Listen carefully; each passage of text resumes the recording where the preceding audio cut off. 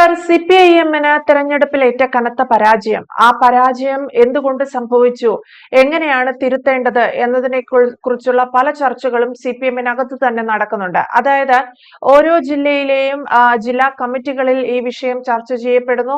മാത്രമല്ല പ്രാദേശികമായി local area സമ്മേളനങ്ങളിൽ ഉൾപ്പെടെ ഈ വിഷയം ചർച്ച ചെയ്യാനാണ് സിപിഐഎമ്മിന്റെ തീരുമാനം.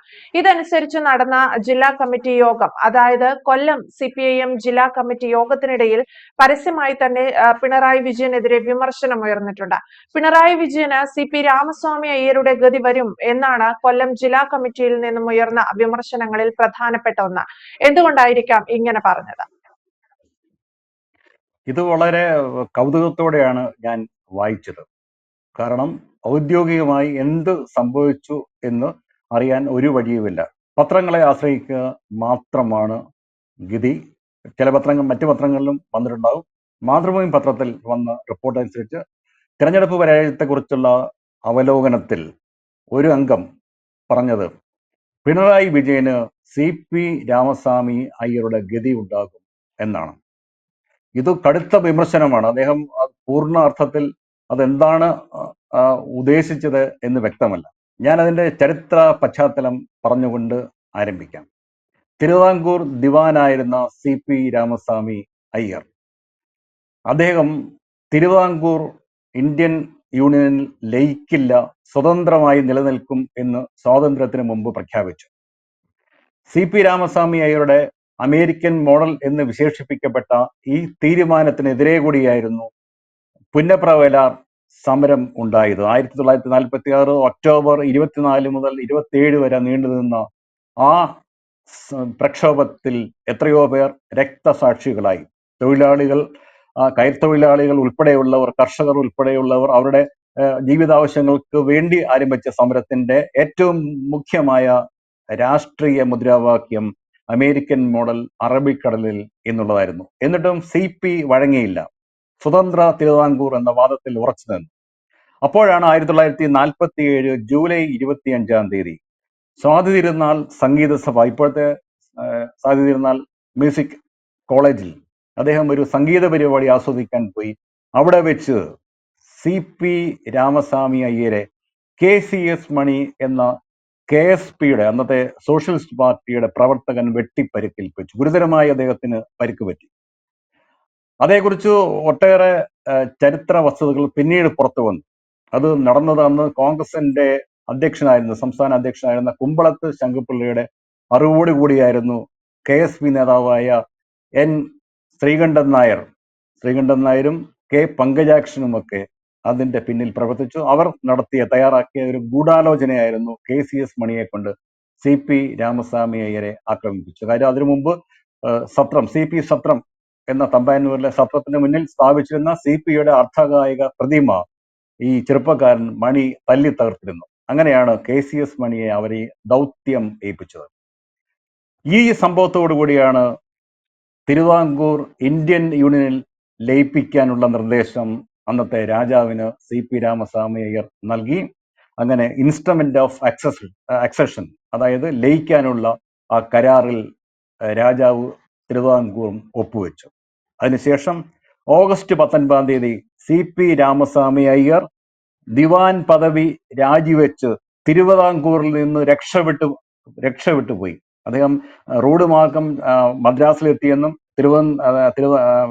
തിരുവനന്തപുരത്ത് നിന്നും പ്ലെയിനിൽ കയറി കോയമ്പത്തൂരെത്തി അവിടെ നിന്നും തമിഴ്നാട് സംസ്ഥാനത്തിന്റെ ഭാഗമായ ഊട്ടിയിലേക്ക് പോയെന്നും രണ്ട് കഥകളുണ്ട്. എന്തായാലും തിരുവിതാംകൂറിൽ നിന്നും CP രാമസ്വാമി അയ്യരുടെ ഭരണം, അത് കിരാത ഭരണമായിരുന്നു, അത് അവസാനിപ്പിച്ച് അദ്ദേഹത്തിന് ഒളിച്ചോടേണ്ടി വന്നു.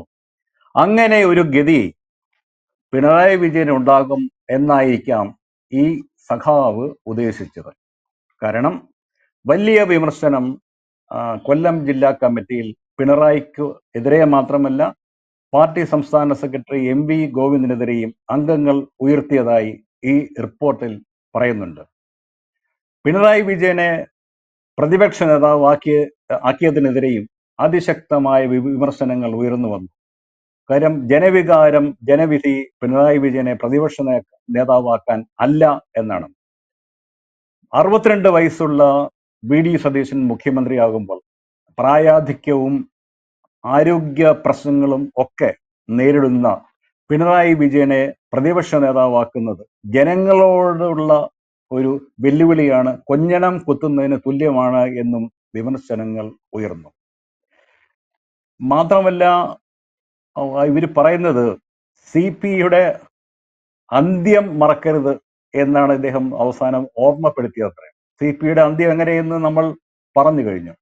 അപ്പൊ ഇങ്ങനെ CPM-നകത്ത് എല്ലാം തുറന്നു പറയാനുള്ള സ്വാതന്ത്ര്യമുണ്ട്. അതുകൊണ്ട് പല ജില്ലാ കമ്മിറ്റികളും അങ്ങനെ അഭിപ്രായങ്ങൾ തുറന്നു പറയുന്നതിന് അവസരം ഉണ്ടാക്കി എന്ന് റിപ്പോർട്ടുകൾ സൂചിപ്പിക്കുന്നുണ്ട്. കണ്ണൂർ ജില്ലാ കമ്മിറ്റിയിലാണ് ഏറ്റവും അധികം വിമർശനങ്ങൾ പിണറായി വിജയനെതിരായിട്ട് ഉയർന്നു വന്നത് എന്ന് വാർത്തകൾ പറയുന്നുണ്ട്.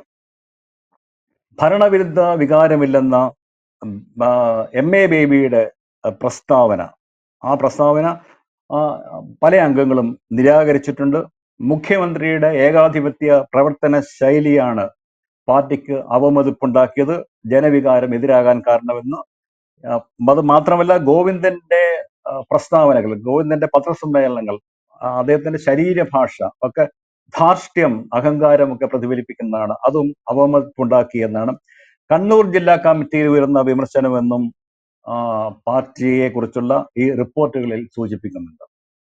പാർട്ടിയെ അണികൾ തിരുത്തി, അത് കുഞ്ഞികൃഷ്ണൻ പാർട്ടിയിൽ നിന്ന് രാജിവെച്ചപ്പോൾ എഴുതിയ പുസ്തകത്തിന്റെ പേരാണ്. ആ പുസ്തകത്തിന്റെ പേര് ഉദ്ധരിച്ചാണ് കണ്ണൂർ ജില്ലാ കമ്മിറ്റിയിൽ അതിനിശ്ചിതമായ വിമർശനങ്ങൾ പിണറായി വിജയനെതിരെ ഉയർന്നു വന്നതത്രേ. പത്തനംതിട്ട ജില്ലാ കമ്മിറ്റിയെ കുറിച്ചുള്ള റിപ്പോർട്ടും ഞാൻ ഈ പത്രത്തിൽ വായിച്ചു. അതിൽ പറയുന്നത് അതിനേക്കാട്ടിലും കഠിനമായ കാര്യമാണ്. നമ്മളൊരു പരിപാടിയിൽ പറഞ്ഞത് തന്നെ അവർ പറയുകയുണ്ടായി.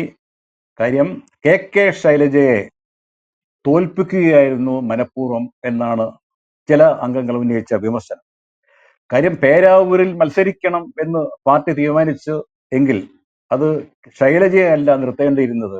പേരാവൂർ സീറ്റ് പിടിച്ചെടുക്കാൻ പിണറായി വിജയൻ തന്നെ അവിടെ മത്സരിക്കണമായിരുന്നു എന്നത്രേ പത്തനംതിട്ട ജില്ലാ കമ്മിറ്റിയിൽ ഒരംഗം ഉയർത്തിയ വിമർശനം. ഈഗോയുടെ പേരിൽ KK ശൈലജയെ പാർട്ടി കുരുതി കൊടുത്തു എന്നാണത്രേ മറ്റൊരു വിമർശനം. വീണ ജോർജിന്റെ പരാജയം അവർ ക്ഷണിച്ചു വരുത്തിയ സ്വയം കൃതാനർത്ഥം എന്നാണ് ഈ വിമർശനങ്ങളെ കുറിച്ചുള്ള റിപ്പോർട്ടുകൾ വായിച്ചപ്പോൾ എനിക്ക് മനസ്സിലായിട്ടുള്ളത്. അഹങ്കാരവും ധാർഷ്ട്യവും, പിന്നെ അത് മാത്രമല്ല, അവർ ക്ഷണിച്ചു വരുത്തിയ അനാവശ്യ വിവാദങ്ങളും അവരുടെ പരാജയത്തിലും LDFന്റെ പരാജയത്തിലും കലാശിച്ചു എന്നും പത്തനംതിട്ട ജില്ലാ കമ്മിറ്റിയിൽ വൻ വിമർശനമുണ്ടായി എന്ന് വാർത്തകളിൽ പറയുന്നു. ഇനി ഏറ്റവും നിർണായകമായിട്ടുള്ള ഒരു കാര്യം, അത് മാതൃഭൂമിയുടെ 1-ാം പേജിൽ എക്സ്ക്ലൂസീവ് വാർത്തയായി ഇന്ന് വന്നിട്ടുണ്ട്. അത് പിണറായിയെ പ്രതിപക്ഷ നേതാവാക്കാൻ പോളിറ്റ് ബ്യൂറോയിൽ വോട്ടെടുപ്പ് വേണ്ടി വന്നു. 10 പേർ. പിണറായി വിജയൻ കേരളത്തിൽ നിന്നുള്ള അദ്ദേഹം പോളിറ്റ് ബ്യൂറോ അംഗമാണ്. അദ്ദേഹം, MA baby, Vijayaraghavan, MV Govindan ഉൾപ്പെടെ 10 പേരാണ് പിണറായി വിജയനെ പ്രതിപക്ഷ നേതാവാക്കാൻ വേണ്ടിയുള്ള വോട്ടെടുപ്പിൽ അദ്ദേഹത്തിന് അനുകൂലമായി വോട്ട് രേഖപ്പെടുത്തിയത്.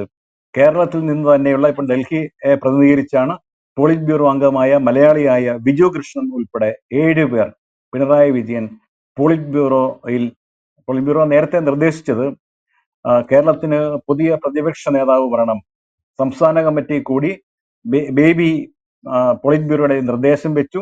പക്ഷേ സംസ്ഥാന കമ്മിറ്റി, നേരത്തെ നമ്മൾ ഈ പരിപാടിയിൽ പറഞ്ഞതുപോലെ, കേരളത്തിലെ പാർട്ടി മുഴുവനും പിണറായി വിജയന്റെ കയ്യിലാണ്. അപ്പം പോളിറ്റ് ബ്യൂറോയുടെ നിർദ്ദേശം ഉണ്ടായിട്ട് പോലും സംസ്ഥാന കമ്മിറ്റി ഒറ്റ പേര് മാത്രമാണ് നിർദ്ദേശിച്ചത്. അത് പിണറായി വിജയന്റെ ഏതല്ലാതെ മറ്റാരുടേതും ആയിരുന്നില്ല. അങ്ങനെയാണ് പോളിറ്റ് ബ്യൂറോ ഓൺലൈനായി ഇക്കാര്യത്തിൽ ഒരു വോട്ടെടുപ്പ് നടത്തുകയും പിണറായി വിജയനെ 10-7 എന്ന വോട്ടിൽ പിണറായി വിജയനെ പ്രതിപക്ഷ നേതാവായി നിശ്ചയിക്കുകയും ചെയ്തത്. പ്രതിപക്ഷ നേതാവൊക്കെയായി, സന്തോഷം, അദ്ദേഹം അസംബ്ലിയിൽ വരട്ടെ. പക്ഷേ ആ വിമർശനം, പണ്ട് ഒരു യുവ നേതാവ്, ഒരു യുവ തുർക്കി പിണറായിയും VS അച്യുതാനന്ദനും തമ്മിലുള്ള പ്രശ്നങ്ങൾ രൂക്ഷമായിരിക്കുന്ന സമയത്ത് ആവേശഭരിതനായി സംസ്ഥാന കമ്മിറ്റി യോഗത്തിൽ VSനെ ക്യാപിറ്റൽ പണിഷ്മെന്റ്, അദ്ദേഹത്തിന് VSന് ക്യാപിറ്റൽ പണിഷ്മെന്റ് നൽകണം എന്ന് ആവശ്യപ്പെടുകയുണ്ടായി. അദ്ദേഹം അത് നിഷേധിച്ചുവെങ്കിലും എനിക്ക് ചിലർ ക്യാപിറ്റൽ പണിഷ്മെന്റ് നൽകണം എന്ന് പറഞ്ഞതായി ഞാൻ അറിയുന്നു എന്ന് VS തന്നെ പ്രസ്താവിച്ചിട്ടുണ്ട്. പക്ഷേ പിണറായി വിജയന് ജനവിധി ജനങ്ങൾ നൽകിക്കഴിഞ്ഞു.